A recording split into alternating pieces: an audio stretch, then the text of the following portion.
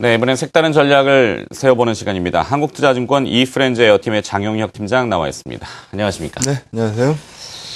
자, 코스피냐 코스닥이냐, 뭐 지수냐 종목이냐, 뭐 이런 논란도 될 수 있겠죠. 네. 코스피가 그동안 좀 지지부진하다가 결국에는 2천을 넘겼는데 안착할지 여부는 또 두고 봐야 될 것 같고, 네. 외국인 투자자들이 많이 산 거는 좋은데, 자, 그러면 코스피가 올라가니까 코스닥이 또 상대적으로는 좀 눌렸어요. 오늘은 또 어떻게 될까요? 네.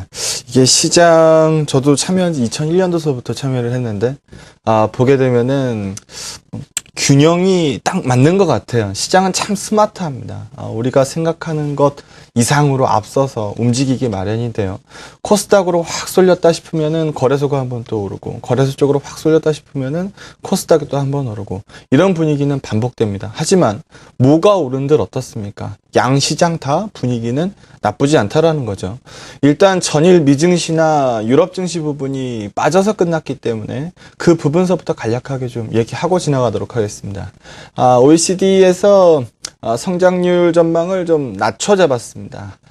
그 부분도 분명히 영향을 줬을 거라고 보고 있고요. 전일 미증시 이전에 그 전날의 흐름, 호조세를 띄었었죠. 월요일날 휴정하고 나서 개장했었던 화요일 증시에서는 소비자 지표도 좋았고 뭐 주택 지표도 좋았습니다. 일단 시장은 반가워했었던 것 같은데요. 전일 시장에서는 OECD 경제 성장률 전망을 낮춰 잡는 악재에서 오히려 요런 전날의 강세 분위기가 그러면은 QE를 조금 더 일찍 접을 수도 있는 거 아니냐, 그런 시각이 좀 온 것 같습니다. 그래서 어제 호재가 오늘의 악재가 됐다. 이거 사실 뭐 귀에 걸면 귀걸이고 코에 걸면 코걸이, 이거 뭐 아니겠습니까? 그래서 그런 식의 흐름보다는 시장이 이제까지 다우지수 같은 경우에 올라오면서 변변한 조정 한번 받은 적이 없어요.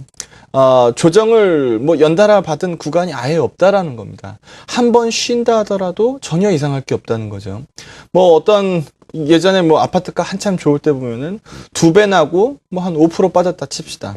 우리 그거 가지고 시장에서 큰일 났다 이런 얘기 하지 않지 않습니까? 그래서 그런 맥락으로 보시는 게 좀 더 좋겠다라고 말씀을 좀 드리도록 하겠습니다.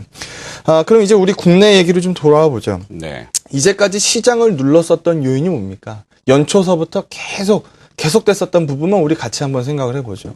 연초 딱 문 열자마자 엔저 얘기 계속 나왔습니다. 그리고 일본 증시가 발목 잡는다, 뭐 이런 얘기 계속 나왔죠. 그리고 빠지지 않고 얘기 나왔었던 게 북한 이슈였습니다. 네, 대북 이슈. 네, 대북 이슈도 계속 나왔었죠. 그리고 뱅가드 뭐 주식 투자하시는 분들은 뱅가드가 뭔지 모르겠는데 하여간 시장에서 뱅가드라는 표현은 굉장히 많이 들어보셨을 거예요.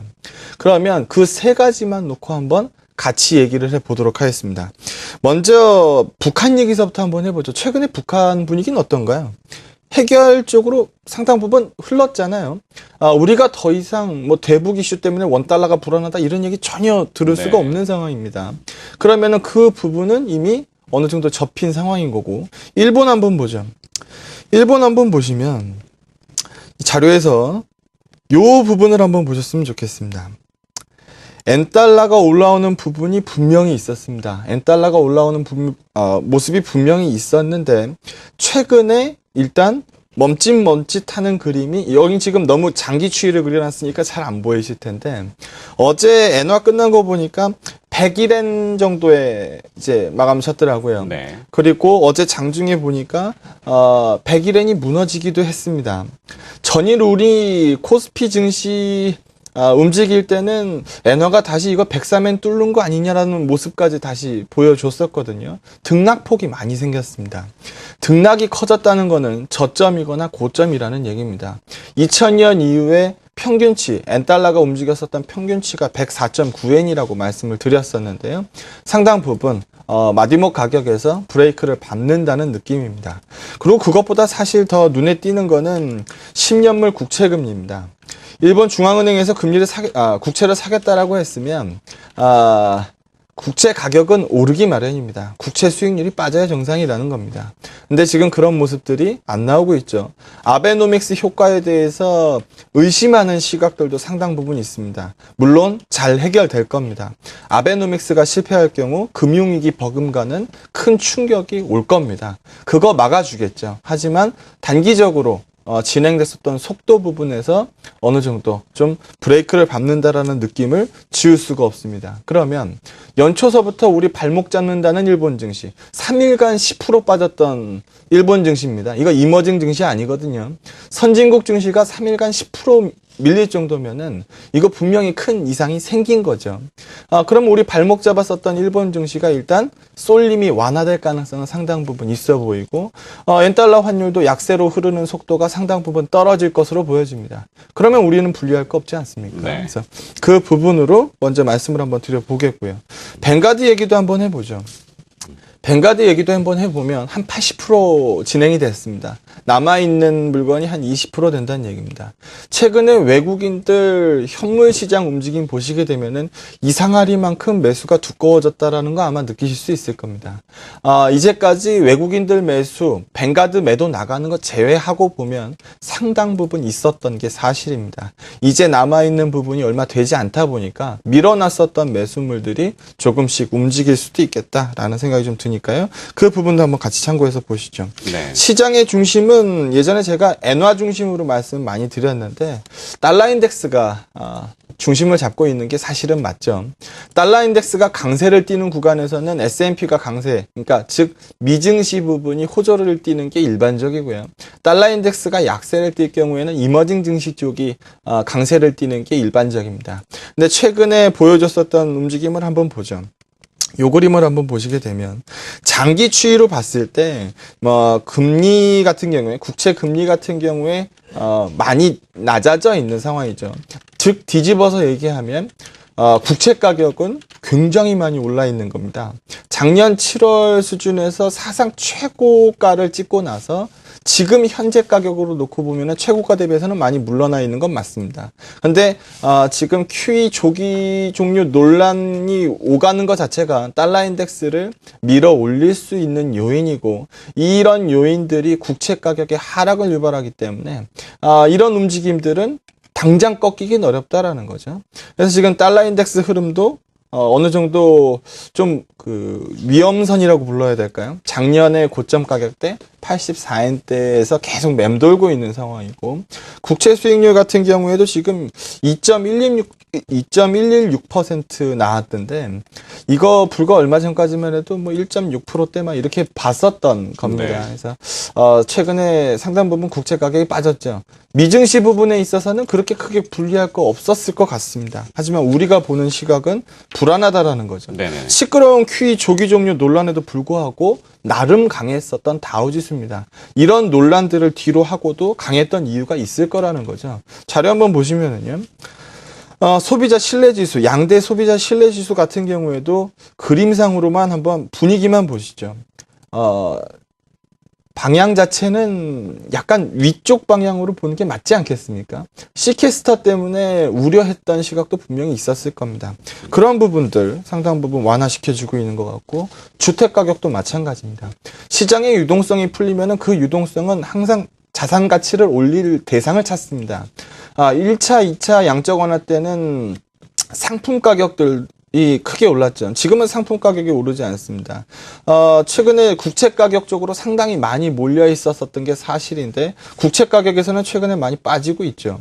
그러면 그 돈들, 유동성, 풀려 있는 유동성들 어딘가로는 자산 가격 상승을 동반할 수밖에 없다는 거죠. 주식 시장이 그런 경우인 것 같고요. 네. 부동산 시장도 저점 찍고 상당 부분 올라오고 있는 그림 아니냐. 부동산 시장 올라오면은 소비자들 소비 심리가 어떻게 될까요? 상당히 양호해질 겁니다. 그런 그림이 미증시에서 나오고 있죠. 많이 나쁘다라고 얘기하기 어려울 것 같습니다. 단기적으로 진행된 속도가 빨랐을 뿐이고 그 부분에 대한 속도 조절이 전일 나왔다. 요 정도로만 보시는 게 어떨까 싶습니다. 네. 자, 그래서 코스피냐 코스닥이냐, 물론 지금 개장 전에 지표들이 들어오고 있는데 이건 잠시 후에 다시 한번 말씀드리고요. 관공업 생산하고 산업 생산 지표인데 개선됐다는 이야기입니다. 나중에 기자 연결이 있으니까 한번 자세히 들어보시고요. 자, 장영혁 팀장님, 네. 코스피냐 코스닥이냐 선택의 기로, 그다음에 어떤 선택을 할 것이냐 이 전략이 필요합니다. 네. 요약을 좀 부탁드려요. 네. 요거는 표 한 장 보고 얘기를 시작하겠습니다. 요 표를 한번 보시면은요. 한때는 그 주식시장이 참 하기 괜찮았었던 때가 있습니다. 올라가면 그냥 웬만한 거 다 같이 올라가고 빠지면 웬만한 거 다 같이 빠지는 시장이 있었죠. 그러니까 디커플링 정도가 크게 벌어지지 않았다는 겁니다. 근데 지금 보게 되면은요, 소형주군 같은 경우에 최근에 분위기 좋지 않습니까? 중형주군도 마찬가지입니다. 문제는 대형주군들이었어요. 근데 이 대형주군들 중에는 억울한 애들도 꽤 있었다라는 거죠. 뭐 엔화 때문에 뭐 피해를 크게 입을 거라고 봤었던 뭐 자동차 업종들이라든지 뱅가드 매도물에서 자유롭지 않았었던 뭐 삼성전자라든지 뭐 몇몇 개 기업 시총 최상단군들이 있었다라는 거죠. 그래서 이런 부분들도 앞으로 가격 매력도가 상당 부분 있다라고 보는 거고, 위에 붙어있는 소형주군 같은 경우에도 올랐어도 밸류에이션 10배가 안 되는 종목들이 굉장히 많이 있기 때문에 이 얼마나 강했던 추세입니까? 이런 추세군들이 무너지지 않을 거라는 거죠. 자료를 보면서 계속 얘기를 한번 드려보도록 하겠습니다. 먼저 코스피입니다. 코스피 시장을 한번 보시게 되면 코스닥 보시는 것처럼 2평 몰려있는 구간을 일단 넘어선 그림입니다. 넘어선 그림이고, 부인할 수 없는 점은 이 중간 레벨 2000에서 2050에 해당하는 매물대가 뭐 두꺼워 보이진 않습니다만 네. 학습 효과가 큰 것 같습니다. 이 정도 구간 가면은 통상 두드려 맞더라. 그러면은 이 부근에서 상승 모멘텀에 세게 부여받지 않는 이상 내가 왜 총대를 매야 돼? 라는 생각을 하는 투자자분들이 굉장히 많을 거라는 거죠. 외국인들이 전일에 수급표를 만들어 줬습니다만 기관도 수급표 비어 있지 않았습니까? 환매 물건도 상당 부분 대기하고 있을 겁니다. 그러나 밑에 보여주고 있는 그림들, 지금 ADR 지표 같은 경우에도 상당 부분 과거보다는 많이 좋아진 그림이고, 지금 상대 강도 RSI 같은 경우에도 양호하게 움직입니다. 그러면은 게임하는 데는 지장 없을 거라는 거고요. 코스닥 한번 보시죠. 코스닥은 지표의 그림은 그 일봉 모습은 아주 좋은데 밑에 보조 지표들 ADR 떨어진 부분이나 상대 강도 정체되는 부분은 어느 정도 눈에 보입니다. 잘 가는 종목은 잘 가는데 정답 개수가 조금씩 줄은 것 같다라는 말씀을 드리는 겁니다. 코스닥 중에서 뭐 IT 부품주들 많이들 쳐다보실 겁니다. 뭐 갤럭시 노트 3 모멘텀 뭐 8월부터다 이런 얘기 나오고 있으니까 강한 종목들 계속 유지될 가능성도 상당 부분 있고요. 엔화 때문에 고통받았던 시총 대형주 중에서도 관심 있게 볼 만한 기업들은 챙겨서 할 만할 것 같습니다. 네. 포트폴리오 전략은 없습니까? 네, 포트폴리오 전략까지 바로 말씀을 드리죠. 네, 이어서 그러면은 네. 우선 가이던스 부분에서 양호한 종목들이 잘 가기 마련입니다. 최근에 가장 강한 수급과 차트를 보여주고 있는 시총 대형주를 찾아보니까 하이닉스하고 기아차 보이더라고요. 기아차 밸류에이션 상당히 낮죠. 도요다 멀티가 지금 13배 받습니다. 도요다와 기아차의 차이를 엔화로만 설명할 수는 없거든요. 그럼 설사 엔화로만 설명했다고 칩시다. 그러면 최근에 엔화 속도가 약간 멈칫해지는 느낌이라면 기아차는 돌아 나와야 되는 게 정상입니다. 기아차 PBR 100 가격이 5만 원입니다. 5만 원 살짝 깨졌다가 반등한 상황이고요. 지금 저점 대비해서 20% 올랐으니까 부담스럽다라고 생각하지 마시고 어느 정도 가격 눌림 보시면 어제 미증시도 안 좋았으니까 빠지면 관심 있게 한번 지켜보셔도 좋을 것 같습니다. 수급표도 매우 양호하니까요. 알겠습니다. 관심 있게 보셔도 좋을 것 같습니다. 그렇군요. 자, 색다른 전략이었습니다. 한국투자증권 이프렌즈 에어팀의 장용혁 팀장이 수고해 주셨습니다. 고맙습니다. 네, 고맙습니다.